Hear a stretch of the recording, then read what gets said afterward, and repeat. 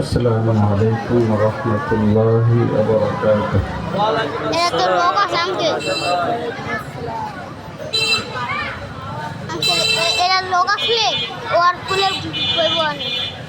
الحمد لله.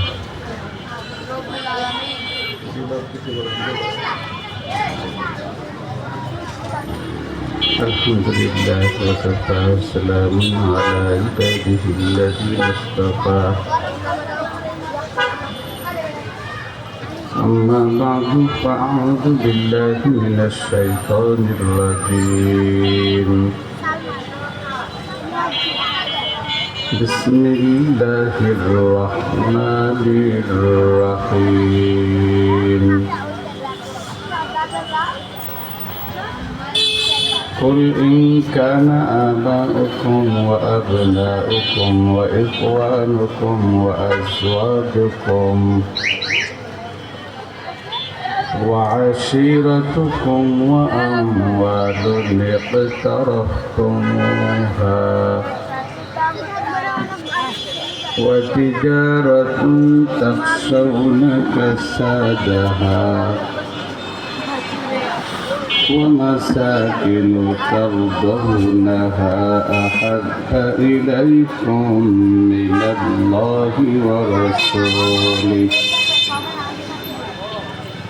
وجهاد في سبيله فتربصوا حتى يأتي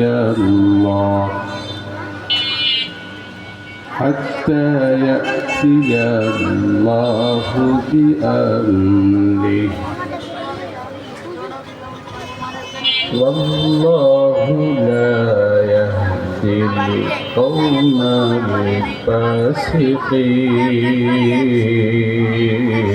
الفاسقين.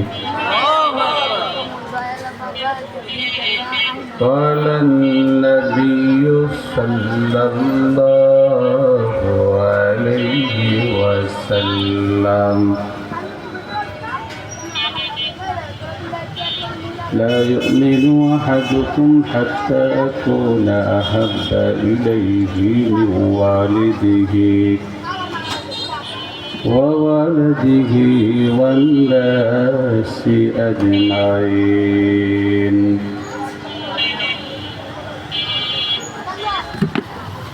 أو كما قال النبي صلى الله عليه وسلم. صدق الله المولانا العظيم وصدق رسوله النبي الكريم ونحن على ذلك من الشاهدين والشاكرين والحمد لله رب العالمين. سبحانك لا علم لنا إلا ما علمتنا إنك أنت العليم الحكيم.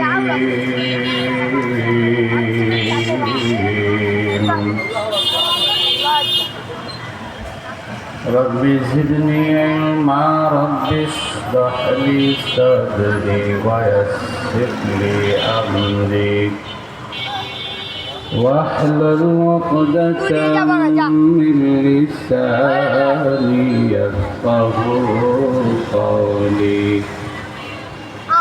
وبك نستعين يا مستعان. اللهم صل على محمد وعلى آل محمد كما صليت على إبراهيم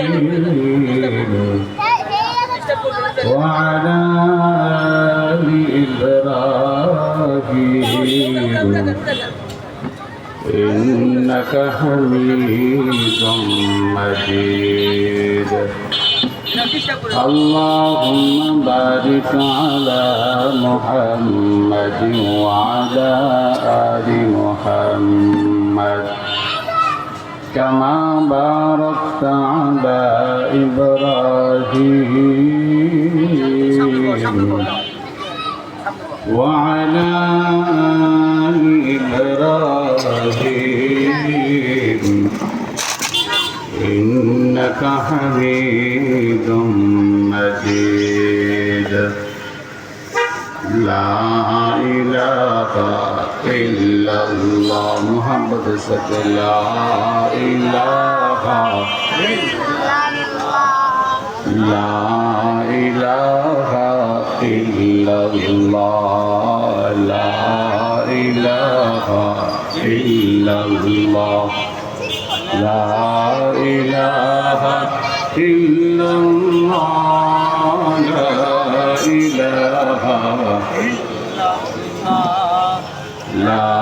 إله إلا الله لا إله لا إله إلا الله لا إله إلا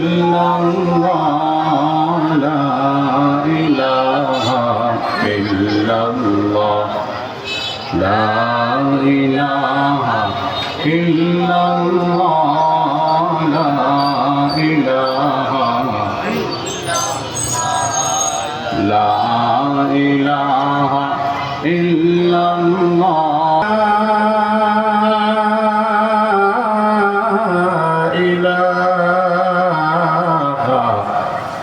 إلا الله محمد رسول الله صلى الله عليه وسلم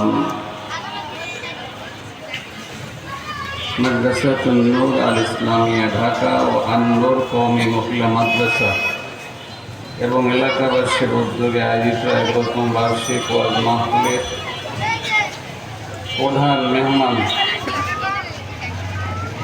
শেখুল হাদিস পীরে কামিল আল্লামা মুফতি দেলাওয়ার হোসেন সাহেব দামাত বারাকাতুহু আলিয়া মুআজ্জিজ মুকাররম উলামা ইকরাম রব্বিন ইজাম সমবয়স্ক বন্ধুরা ছোট ভাইরা পর্দার আড়ালের মা বোনেরা সকলেই সর্বপ্রথম মহান আল্লাহ সুবহানাহু ওয়া তাআলা জাল্লা জালালুহু ওয়া আম্মা নওয়ারুহু দরবারে শুকরিয়া আদায় করি যিনি আমাদেরকে পৃথিবীর মধ্যে শ্রেষ্ঠ একটা মজমা কোরআন হাদিসের মজমা দ্বীনি মজমা উলামা ইকরামের মজমা এসে বসার মতো তৌফিক দান করেছেন, কবুল করেছেন, সুযোগ দিয়েছেন। তাই সকলের আমাদের প্রশংসা করুণার্থীর অন্তরস্থল থেকে মহাব্বতের সাথে বলি আলহামদুলিল্লাহ। আলহামদুলিল্লাহ। রব্বে কারীম আপনাদেরকে এনে এখানে বসায়ছেন, এতে আপনারা খুশি না নারাজ? আলহামদুলিল্লাহ খুশি। খুশি হইলে সুবহানাল্লাহ আলহামদুলিল্লাহ আওয়াজ এত আসতে হয় কেন? রব্বে কারীম আপনাদেরকে নির্বাচন করেছেন কোরআনের মাহফিলের জন্য। যদি খুশি হয়ে থাকেন তাহলে সকলে আওয়াজ দিয়ে মহাব্বতের সাথে বলি আলহামদুলিল্লাহ। আলহামদুলিল্লাহ।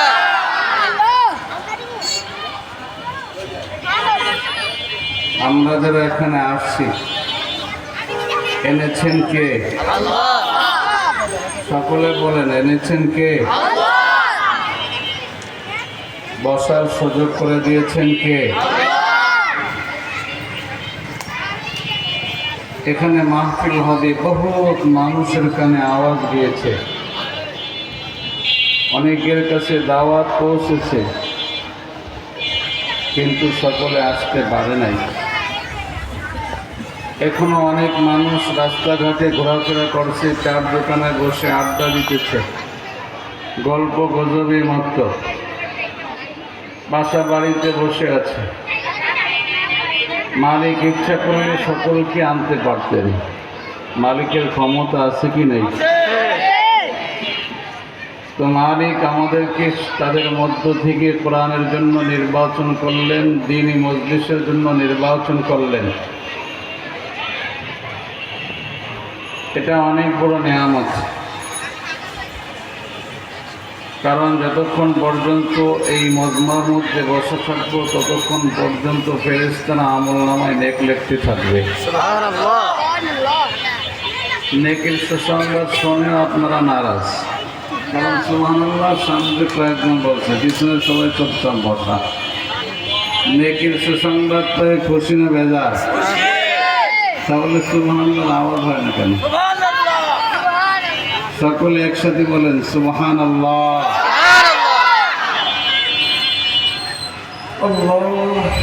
আসলে নেকের সুসংবাদ শুনে যেমন খুশি হওয়ার প্রয়োজন ছিল তেমন খুশি হইতে পারে নাই। যদি সুসংবাদ দেওয়া হয় তো এখানে যারা বসবে মাহফিল শেষে 10,000 টাকা করে হাদিয়া নিয়ে যাবে। তাহলে দেখবেন খুশি কাকে বলে। আশেপাশে কোনো মানুষ থাকতো না, সব দোয়ায় মজমার মধ্যে চলে আসতো, দোকানপাট সব বন্ধ হয়ে যেত, ব্যবসা বাণিজ্য বন্ধ। আজকের মাহফিলটা একটু ব্যতিক্রম ধর্মী মাহফিল। এখানে বসলে মাহফিল শেষে 10,000 করে টাকা দেওয়া হবে। আমার মনে হয় কোনো বাসা বাড়িতে কোনো পুরুষ বসে থাকতো না, সব এই ময়দানে চলে আসতো। ঠিক না বেটি? কারণ আমরা দুনিয়া চিনছি, আখেরাত চিনি নেই। দুনিয়ার সুসংবাদ পেলে খুব খুশি হয়ে যায়, আখেরাতের সুসংবাদ পেলে তেমন একটা খুশি হইতে পারি না। অথচ আখেরাতের তুলনায় দুনিয়াটা খুব নগণ্য। আখেরাতের গেন্দিগের শুরু আছে, শেষ নাই। দুনিয়ার গেন্দিগের শুরু আছে, শেষও আছে। দুনিয়াতে চলতে হলে টাকা পয়সার প্রয়োজন, আর আখেরাতে শান্তি পাইতে হলে নেকির প্রয়োজন। যা নেকির পাল্লা ময়দানে মাহশারে ভারী হয়ে যাবে, ওই বান্দা সুখময় জীবন যাপন করবে। সুবহানাল্লাহ। এটা আমি ইয়াহিয়া মাহমুদের কথা নয়, স্বয়ং রব্বে কারিমের কথা। فأما من ثقلت موازينه فهو في عيشة راضية। আল্লাহ পাক রব্বুল আলামিন বলেন, যার নেকির পাল্লাটা ভারী হবে ওই বান্দা ময়দানে মাহশারে সুখময় জীবন যাপন করবে। সুবহানাল্লাহ। ফাউম্মুহু হাবিয়া, ওই বান্দাকে হাবিয়া নামক দুর্যোগে নিক্ষেপ করা হবে। ওয়ামা আদরাকা মা হিয়া, নবী আপনি কি জানেন হাবিয়া নামক দুর্যোগটি কেমন? নারুন হামিয়া, আল্লাহ পাক রব্বুল আলামিন পরিচয় করায় দিলেন হাবিয়া নামক দুর্যোগটা হলো, সেখানে আছে আল্লাহ পাকের প্রজ্বলিত আগুন। আগুনের তাপে বান্দার চামড়া ঝলসে যাবে, নষ্ট হয়ে যাবে। কুল্লামা নাদিজাত জুলুদুহুম বাদদালনাহুম জুলুদান গায়রাহা লিয়াযুকুল আযাব।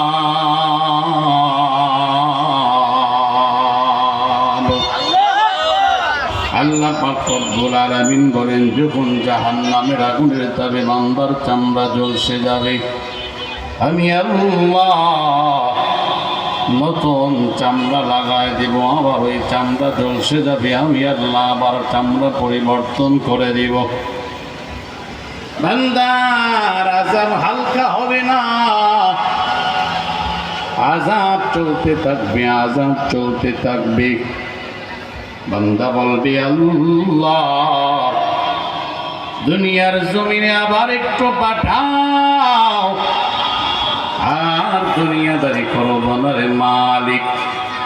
আখিরাতের সম্বল গোছায় আসবো, নেকির পাল্লা ভারী করে আসবো রে আল্লাহ।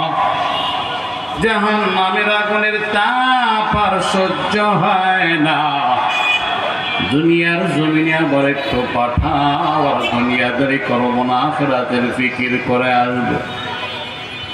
আল্লাহ পাক বলবি নারী বান্দা না, দুনিয়ার থেকে একবার বিদায় নিয়ে চলে আসলে দ্বিতীয়বার যাওয়ার সুযোগ হয় না। বান্দা বলবি আল্লাহ, তাহলে মরণ দিয়ে দাও, জাহান্নামের আযাব আর সহ্য হয় না, মৃত্যু দিয়ে দাও, মৃত্যু দিয়ে দাও। আল্লাহ পাক বলবে নারী বান্দা না, মরণ তো একবারই হয়, দ্বিতীয়বার কারো মরণ হয় না। মৃত্যু নামক বস্তুটাকে জবাই করে দেয়া হয়েছে, আর কারো মরণ হবে না। দোস্তরা আমার, ওই দিন বুঝে আসবে নেকির কত দাম, নেকির কত মূল্য, কিন্তু তখন বুঝে আসলে কোনো লাভ নাই, নেক অর্জন করার দরজা বন্ধ হয়ে যাবে। বান্দা শুধু আফসোস করবে, হায় হায়, দুনিয়ার জমিন থেকে কেন নেক অর্জন করে আসলাম না। আফসোস করা ছাড়া কোনো রাস্তা থাকবে না। এই জন্য এখনো সুযোগ আছে, এখনো সময় আছে। আমরা এখন খাঁটি তওবা করিয়া নতুন করে জীবন আরম্ভ করে দেই। গুনাহ করব না, নেক ছাড়বো না, আমল নামায় শুধু নেক কোটাইতে থাকবো, নেক কোটাইতে থাকবো, নেক কোটাইতে থাকবো। যদি আমল নামায় শুধু নেক থাকে, গুনাহ না থাকে, ওই বান্দার মরণটা বড় সুন্দর মরণ হবে, কবর জগৎটা আরামদায়ক হবে। ময়দানে মাহশারে পয়গম্বরের বরকতে হাতে হাউজে কাউসারের পানি পান করবে। সুবহানাল্লাহ। আমার আল্লাহ আরশের ছায়াতলে বসায় মেহমানদারের ব্যবস্থা করবেন। আল্লাহ ডাক দিয়ে বলবে, বান্দা,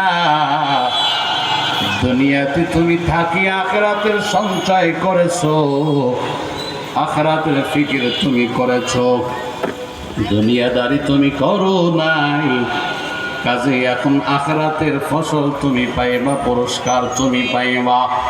আমার আল্লাহ ওই বান্দাকে জান্নাতের মালিক বানায় দিবে। সুবহানাল্লাহ। এই জন্য দোস্তরা আমার, আশেপাশে এখনো যারা ঘোরাফেরা করো, আগামীকালকে এখানে মাহফিল হবে না, আগামীকালকে এই নেক অর্জন করার সুযোগ হবে না, ওলামায়ে কেরাম এখানে বসবে না। আমার পরে আল্লাহর একজন ওলি মুফতি দেলোয়ার সাহেব দামাত বরকাতুহুম আলিয়া, যার চেহারার দিকে তাকাইলে দেখা যায় নূর চমকাইতেছি, আল্লাহর একজন ওলি, খাঁটি বান্দা, কোনো সন্দেহ নাই, ঠিক কিনা? এমন একজন আল্লাহর ওলি আসতেছেন, কিছুক্ষণ পরেই এই মেম্বারে বসে বয়ান করবেন। আল্লাহর ওলির হাতে হাত ধরে আখেরে মোনাজাতে খাঁটি তওবা করে এখান থেকে বের হবেন। আশা করি আমল নামায় কোনো গুনাহ থাকবে না, আপনারা নিষ্পাপ মাসুম হয়ে ময়দান থেকে বের হইতে পারবেন ইনশাআল্লাহ। এই জন্য আশেপাশে এখন যারা ঘোরাফেরা করছি, ময়দানে চলে আসে, লাভ হবে, ফায়দা হবে, উপকার হবে। আল্লাহ পাক রব্বুল আলামিন সকলকে বুঝে এই ময়দানে আসার তৌফিক দান করেন। সকলে বলুন আমিন। আমরা যারা এখানে এসেছি, আখেরি মোনাজাত পর্যন্ত থাকার চেষ্টা করব ইনশাআল্লাহ। কে কে রাজি আছেন? আল্লাহু আকবার। আওয়াজ দিয়ে আল্লাহু আকবার। আল্লাহ তুমি হাতগুলো। আমি কোরআনে হাকিম থেকে একটি আয়াত তেলাওয়াত করেছি। সরকারে দো আলম নবী রহমাতুল লিল আলামিন, আখায়ে নামদার তাজদারে মদিনা জনাবে মুহাম্মদুর রাসূলুল্লাহ সাল্লাল্লাহু আলাইহি সামনে রেখে সংক্ষিপ্ত আকারে কিছু কথা বলার চেষ্টা করব, মালিক যদি তৌফিক দান করেন। ইনশাআল্লাহ। সকলে দিল থেকে আমার জন্য একটু দোয়া করেন, মালিক যেন অল্প সময় আমার জবান দিয়ে এমন কিছু কথা বের করে দেন যে কথাগুলো আমার জন্য উপকার হয়, আপনাদের জন্য উপকার হয়, এলাকাবাসীর জন্য ফায়দা হয়। সকলে বলুন আমিন। আমিন। তেলাওয়াতকৃত আয়াতের মধ্যে আল্লাহ পাক রব্বুল আলামিন বলেন, কুল পয়গম্বর আপনি বলুন, ইন কানা আবাউকুম ওয়া আবনাউকুম ওয়া ইখওয়ানুকুম, যদি তোমাদের মা বাবা সন্তান সন্ততি, তোমাদের ভাই বোন, তোমাদের স্ত্রী, ওয়া আশিরাতুকুম, তোমাদের বংশীয় লোক, ওয়া আমওয়ালুন ইকতারাফতুমুহা, তোমাদের কষ্টে অর্জিত সম্পদ, ওয়া তিজারাতুন তাখশাউনা কাসাদাহা, তোমাদের ব্যবসা বাণিজ্য যেগুলো নষ্ট হয়ে যাওয়ার আশঙ্কা তোমরা করো, ওয়া মাসাকিন তারদাউনাহা, তোমাদের বাসস্থান যেগুলো তোমরা পছন্দ করো, আহাব্বা ইলাইকুম মিনাল্লাহি ওয়া রাসূলিহি ওয়া জিহাদিন ফি সাবিলিহি, এইগুলোর প্রতি যদি আল্লাহ, আল্লাহর রাসূল এবং আল্লাহর রাস্তায় জিহাদ করা থেকে বেশি প্রিয় হয়, ফাতারাব্বাসু হাত্তা ইয়াতিয়াল্লাহু বিআমরিহি, আল্লাহ পাক রব্বুল আলামিনের পক্ষ থেকে শাস্তির নির্দেশ আসার অপেক্ষমান তোমরা থাকো। ওয়াল্লাহু লা ইয়াহদিল কওমাল ফাসিকিন, আল্লাহ পাক রব্বুল আলামিন ফাসিক সম্প্রদায়কে হিদায়াত দান করেন না। قال النبي صلى الله عليه وسلم لا يؤمن أحدكم حتى أكون أحب إليه من والده وولده والناس أجمعين, তোমরা ততক্ষণ পরিপূর্ণ ঈমানদার হইতে পারবা না যতক্ষণ পর্যন্ত পয়গম্বরের মুহাব্বত তোমাদের অন্তরে মা বাবার চাইতে বেশি না হবে, সন্তান সন্ততির চাইতে বেশি না হবে। ওয়ান্নাসি আজমাইন, তামাম পৃথিবীর মধ্যে যত মানুষ আছে সব মানুষের চাইতে পয়গম্বরের মহব্বত বেশি না হবে ততক্ষণ পরিপূর্ণ ঈমানদার হইতে পারবা না। আয়াত এবং হাদিসের মাধ্যমে বোঝা গেল এই অন্তরের মধ্যে আল্লাহ, আল্লাহর রসুলের মহব্বত সব চাইতে বেশি হওয়া লাগবে, ঠিক কিনা? আল্লাহ, আল্লাহর রসুলের মহব্বত এটা ঈমানের একটা অংশ। এই বান্দার দিলে আল্লাহ, আল্লাহর রসুলের মহব্বত থাকবে না, ওই বান্দা পরিপূর্ণ মুমিন হইতে পারবে না, ওই বান্দা পরিপূর্ণ ঈমানদার হইতে পারবে না। আর যে বান্দার হৃদয়ের মধ্যে আল্লাহ, আল্লাহর রসুলের মহব্বত সবচেয়ে বেশি থাকবে ওই বান্দা পরিপূর্ণ ঈমানদার হবে।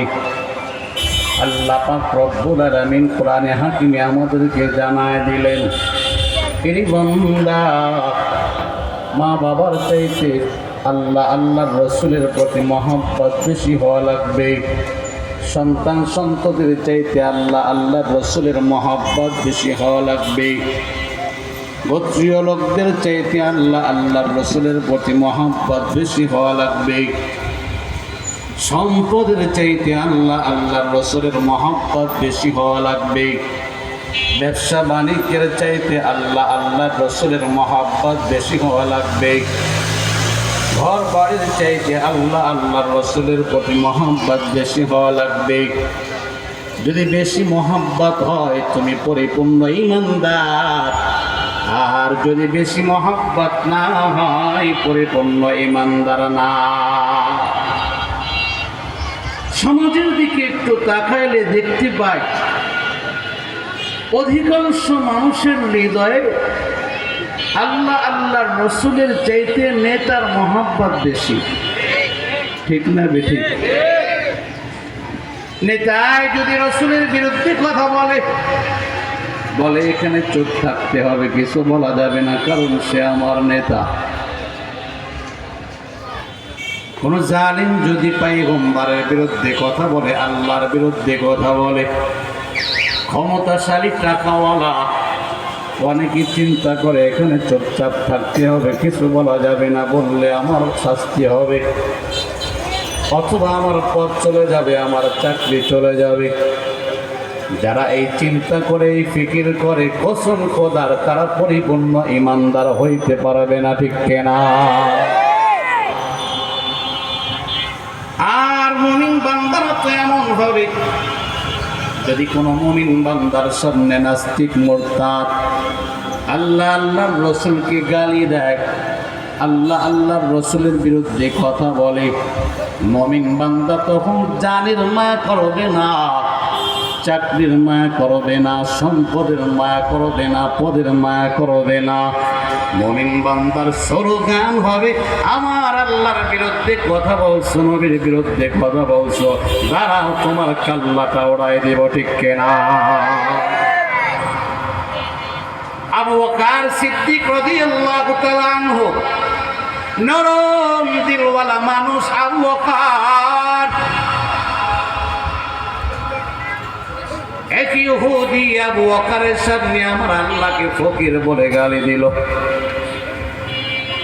আবু বকর সিদ্দিক রাদিয়াল্লাহু তাআলা আনহু যদিও নরম দিলওয়ালা, কিন্তু আমার আল্লাহকে যখন গালি দিয়েছি, আবু বকরের দিলটা নরম নয়, গরম হয়ে গেছে। হাতটা বের করে ইহুদির গালের মধ্যে চটকানা লাগাই দিছে। এমন যদি চটকানা লাগাইলো, ইহুদির চোয়ালের মধ্যে 5টা আঙ্গুল বসে গেছে। ইহুদি বলে, আবু বকর তুমি না নরম দিলওয়ালা, কেন গরম হয়ে চটকানা লাগাইলা? আবু বকর ডাক দিয়ে বলে, ইহুদি দাঁড়াও, শাস্তি কেবল শুরু, শেষ হয় নাই। আমার আল্লাহর বিরুদ্ধে কথা বলছো, আল্লাহকে ফকির বলে গালি দিয়েছো, শুধু চটকানা দিলে হবে না, তোমার কাল্লাটা ওড়াই দেব। সুবহানাল্লাহ বলেন।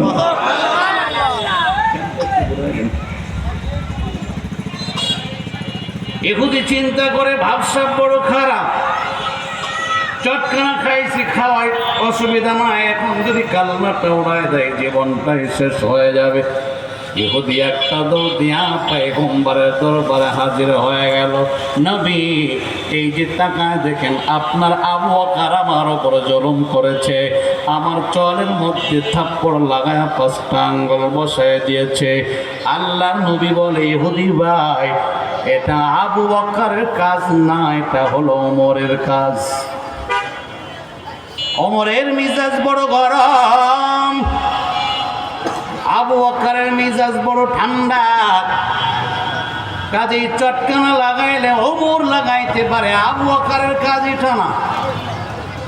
ইহুদি বলে, না পয়গম্বর, আপনার আবু বকর চটকানা লাগাইছে। আল্লাহর নবী বলে, তুমি হয়তো দেখতে ভুল করছো। বলে, না ঠিকই দেখছি, আপনার আবু বকর চটকানা লাগাইছে। আল্লাহর নবী বলে, হয়তো তুমি চিনতে পারো নাই। বলে, না ভালো করে চিনছি। এমন সময় আবু বকর সিদ্দিক রাদিয়াল্লাহু তাআলা আনহু পয়গম্বরের দরবারে হাজির হয়ে গেলেন। নবী ডাক দিয়ে বলে, আবু বকর, তোমার বিরুদ্ধে নালিশ আসছে, তুমি নাকি এই ইহুদির চলের মধ্যে চটকানা লাগায় 5টা আঙ্গুল বসায় দিয়েছো। আবু বকর বলে, জি পয়গম্বর, কাজটি আমি করেছি। আল্লাহর নবী বলে, আবু বকর, আমি তো তোমার দ্বারা এটা আশা করতে পারি নাই, তুমি তো নরম দিলওয়ালা, গরম কেমনে হয়ে গেলা বুঝলাম না। আবু বকর বলে, পয়গম্বর, চটকানাটা কেন লাগাইলাম কারণটা কি শুনবেন না? আল্লাহর নবী বলে, অবশ্যই শুনবো, বলো কারণটা কি, রহস্যটা কি? আবু বকর সিদ্দিক রাদিয়াল্লাহু তাআলা আনহু ডাক দিয়ে বললেন, পয়গম্বর, এই ইহুদি আমি আবু বকরের সামনে আমার মাওলাকে ফকির বলে গালি দিয়েছে। আমাকে যদি মার দিত, গালি দিত, আমি আবু বকর কিছুই বলতাম না, আমি তাকে মাফ করে দিতাম। আমার আব্বা আব্বা আম্মার নাম ধরে যদি গালি দিত, আমি আবু বকরকে সেই বলতাম না, তাকে মাফ করে দিতাম। কিন্তু আল্লাহ আল্লাহর রাসূলকে গালি দিবে, আমি আবু বকর বসে থাকবো? হবে না। যতক্ষণ পর্যন্ত জীবন আবু বকরের দেহের মধ্যে থাকবে, ততক্ষণ আবু বকর আল্লাহ আল্লাহর রাসূলের দুশমনদের মোকাবেলা করবে। সুবহানাল্লাহ। আল্লাহর নবী ডাক দিয়ে বললেন, ও ইহুদি ভাই, আসলে কি তুমি আল্লাহকে ফকির বলে গালি দিয়েছো? ইহুদি বলে, না পয়গম্বর, আবু বকর মিথ্যা কথা বলছি, আবু বকর সত্য কথা বলে নাই, আমি আল্লাহকে কেন গালি দিতে যাব? আল্লাহর নবী বলে, আবু বকর, ইহুদি তো অস্বীকার করছে সে নাকি আল্লাহকে গালি দেয় নাই। এবার তুমি তোমার পক্ষে সাক্ষ্য পেশ করো, কোথায় সাক্ষ্য আছে নিয়ে এসো। আবু বকর বলে, পয়গম্বর, সাক্ষ্য দেওয়ার মতো আমার পক্ষে কেউ নাই, কারণ সেখানে ইহুদি ছিল আর আমি ছিলাম, তৃতীয় কোনো বান্দা ছিল না। কাকে সাক্ষ্য হিসেবে পেশ করবো? কাউকে উপস্থিত করতে পারবো না। আল্লাহর নবী বললেন, আবু বকর, সাক্ষ্য যদি উপস্থিত করতে তুমি না পারো, তুমি যেইভাবে চটকানা লাগাইছো, ইহুদি তোমার চেহারার মধ্যে ওইভাবে চটকানা লাগাই দেবে। কারণ বাহ্যিক অবস্থার পরিপ্রেক্ষিতে আমার ফয়সালা করতে হবে। বলি, আবু বকর শুনে নাও, আমি পয়গম্বর, তুমি সাক্ষী উপস্থিত না করলে তোমার পক্ষে ফয়সালা দিতে পারবো না, ইহুদির পক্ষে আমি ফয়সালা দিয়ে দেব। ইহুদি মনে মনে বড় খুশি হয়ে গেছে, হাতাটা গোছাইতেছে, সুযোগ পেয়ে গেলাম আজকে আল্লাহর নবীর সামনে আবু বকরের চেহারার মধ্যে চটকানা লাগায় দেব। আবু বকরের ইজ্জত থাকবে না, আবু বকরের সম্মান থাকবে না। আবু বকর বলে, নবী, আল্লাহর জন্য আমি থাপ্পড় খাইতে রাজি, কোনো অসুবিধা নাই গো পয়গম্বর। জিবরাইল আলাইহিস সালাতু ওয়াস সালামকে আমার আল্লাহ ডাক দিয়ে বললেন, জিবরাইল যাও, আমার নবীর কাছে আয়াত নিয়ে যাও, ইহুদির পক্ষে আমার পয়গম্বর ফয়সালা দেওয়ার আগে আমার নবীকে শোনা দাও। আবু বকরের পক্ষে দুনিয়ার কোনো সাক্ষী যদিও উপস্থিত নাই, স্বয়ং আমি আল্লাহ নিজেই আবু বকরের পক্ষে সাক্ষী। লাকাদ সামিআ আল্লাহু কাওলাল্লাযীনা ক্বালু ইন্না আল্লাহা ফাকীরুন ওয়া নাহনু আগনিয়া। আয়াত নাজিল হয়ে গেল, জিবরাইল আলাইহিস সালাতু ওয়াস সালাম হাজির হয়ে গেলেন। ও পয়গম্বর, ইহুদির পক্ষে আগের থেকে ফয়সালা দিয়েন না। আল্লাহ পাক আয়াত নাজিল করেছেন, আবু বকরের পক্ষে যদিও দুনিয়ার কোনো মানুষ সাক্ষী নাই, স্বয়ং আল্লাহ পাক নিজেই সাক্ষী দিয়েছেন। ওই ইহুদি আল্লাহর বিরুদ্ধে কথা বলছে, আল্লাহকে ফকির বলে গালি দিয়েছে, কাজে আবু বকরকে যেন ইহুদি চটকানা লাগাইতে না পারে। সুবহানাল্লাহ। আমার আবু বকর নরম দিলওয়ালা, আল্লাহর বিরুদ্ধে কথা বলছে, দিলটা গরম হয়ে গেছে। আমরা মুসলমান থাকবো নরম দিলওয়ালা, আমাকে যদি কেউ কিছু বলে আমি পাল্টা জবাব দেব না, মাফ করে দেব। আমার আব্বা আম্মার নাম ধরে যদি গালি দেয় মাফ করে দিব, অসুবিধা নাই। কিন্তু আমরা মুসলমান, আমাদের সামনে আল্লাহ আল্লাহর রাসূলের বিরুদ্ধে যদি কেউ কথা বলে আমরা সহ্য করব না, দাঁত ভাঙ্গা জবাব দিয়ে ছাড়াবো, ঠিক কিনা? এই মুসলমান, আল্লাহ আল্লাহর রাসূলের মহব্বত নিজের প্রাণের চাইতে বেশি হওয়া লাগবে, এমন